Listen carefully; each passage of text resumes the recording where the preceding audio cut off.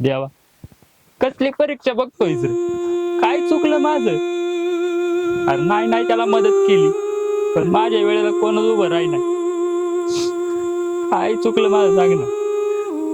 अरे तुझ्या साक्षीने तिच्यासोबत लग्न केलं, तिला दवाखान्यात नेऊ शकलो नाही मी.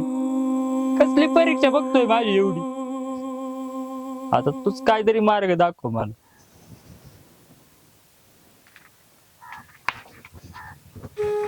अय मित्रा, अरे काय झालं लढायला?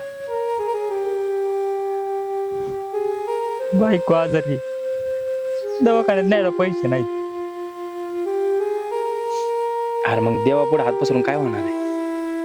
हा, मी मदत करतो तुला, नको टेन्शन घेऊ.